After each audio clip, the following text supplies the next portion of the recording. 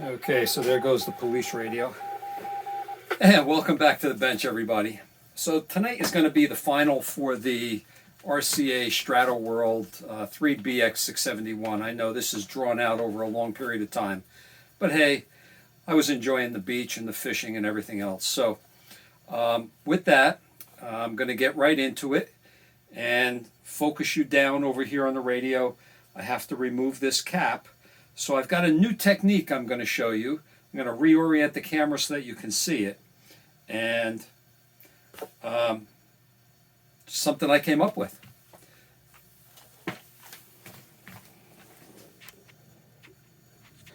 Okay, so first things first, I have to remove this cover. And I usually cut it off with cut the metal can off, attach the capacitors from the top, yada yada. I've done that before.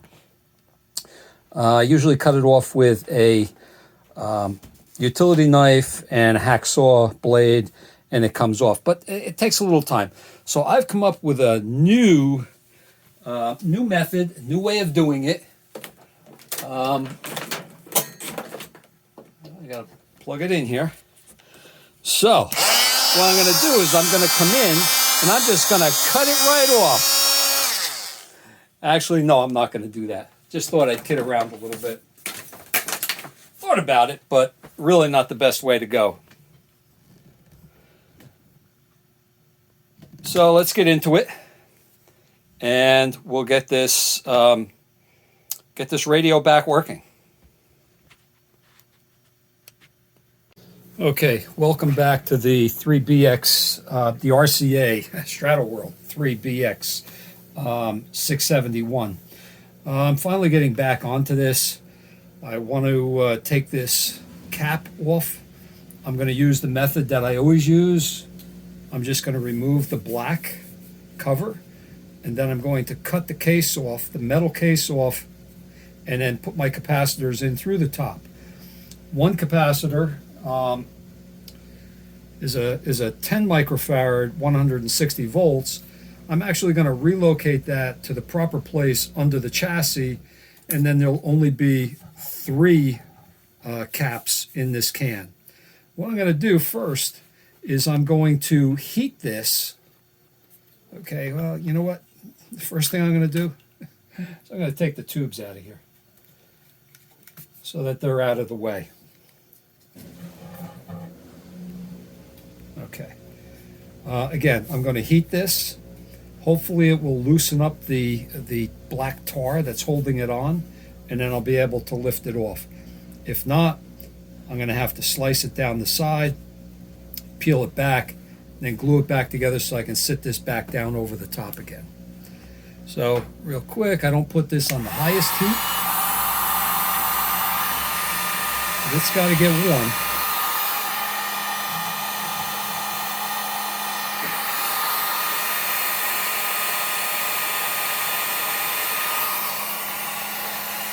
And I'm not going to keep you guys on watching me do this. I'm going to pause it. Okay, with a little heat, this pops right off. I'll have to clean this out inside. Thank God there wasn't a lot of tar on it. That's the best way to do it, because now, once I replace those caps, I'll be able to put this back down over the top, and it'll look stock. It'll look original. And no damage to this. And it shows that there is 1, 2, 3, 4 caps in here. Alrighty.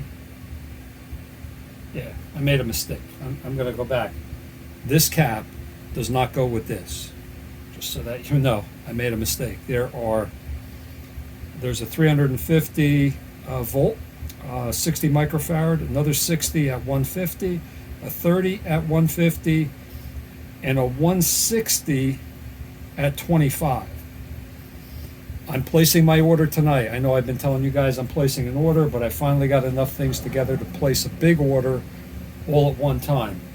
I don't stock a lot. I don't do hundreds and hundreds of repairs on a regular basis. I basically do my work, or if anybody questions me or asks for help, I will do work for them. So I don't do a lot of stocking of parts. Again, I'm going to cut this off on the bottom. I've used this technique before. I've showed it in another video, so I'm not going to show it again. I'm going to pause the camera again, and when I get back, I get this can off, I will let you see it. Okay, so now this would look like a chassis that has not been worked on. But when you take this cover off, the friction fits right over this base. Now the 4 capacitors will go in here. This cover will go back on. And there you go. That's what I'm going to do with that one. Now I'm going to start working on installing the replacement capacitors that I do have. And when I get that done, I'll bring you guys back, let you see what it's looking like. Hopefully by then, the new capacitors, the electrolytics will be in, and we'll be able to get this bug back up and running again. Alrighty, until next time. Again, don't forget to click like, hit subscribe, and leave a comment. Okay, back into it. Didn't get a lot done tonight. Just replaced a couple of these caps here. Again, if you notice, I always have my values facing up, so the next person coming in, or even myself coming in, I know exactly what the values are. I have identified, okay, it's hard to see down in there, but I've identified which terminals are which. So this way I'll be able to put the proper caps on the right places. Yep, so moving slowly. Had a little bit of an issue. Let me pause you here for a minute, flip this radio over. Okay. All right, so here we're back at the top of the chassis again. This in here is actually a can dome resistor. I wanted to make sure what was in it. I had to unsolder this, open this up. There are 2 950 ohm sections, all right?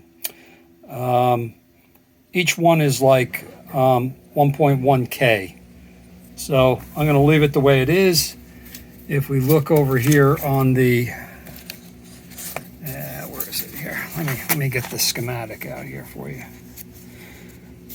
Hey, I'm a little hoarse. Okay, where are we here? All right. This is the circuit right here. Okay. And it's got a cap in between them. That's one of the electrolytics. Okay, this is coming in on the power supply. All right, just give you an idea where that is in the circuit. Again, 950 ohms. Each one is 1.1K, so I feel that's within spec for that type of a resistor. It's not far off. Alrighty, we'll get back into this.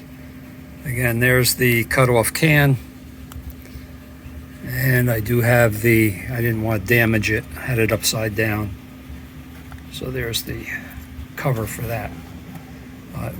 Looks like I may not hook all the capacitors up here on top. I might put a couple of them on the bottom as well. All right, moving along.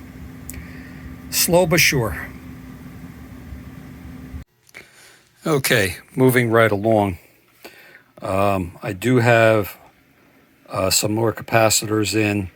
I'm pretty much going to have to wait now until my order comes in. Just wanted to say if you look close at my capacitors, every capacitor that I change, the value is showing, which makes it easy for the next guy that comes into it. Alrighty? So hopefully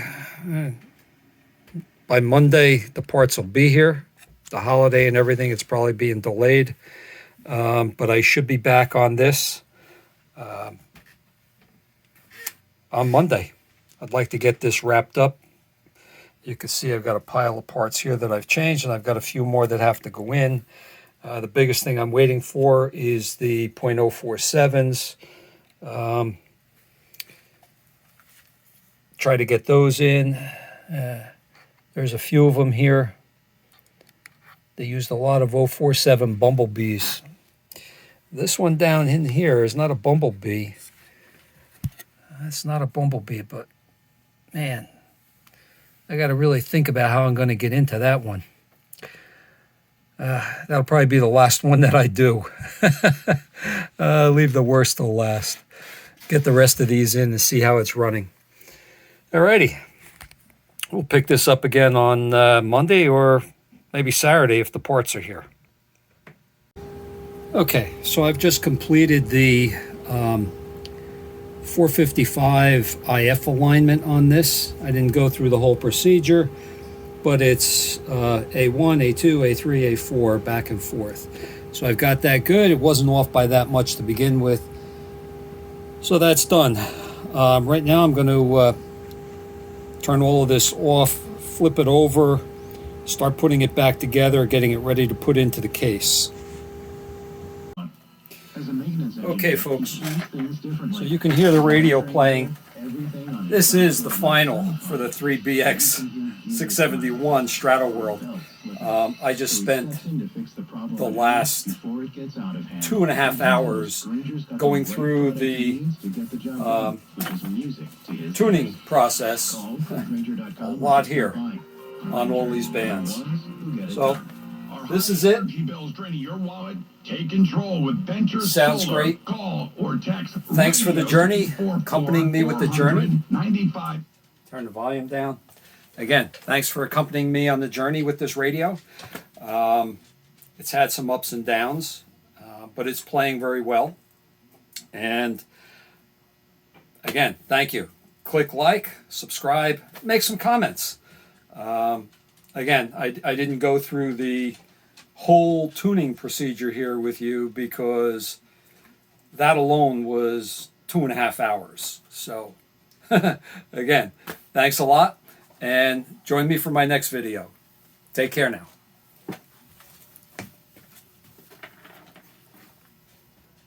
Also text radio to 844-400-9517 for a link to a 60-second evaluation of your home to see your solar potential from your phone.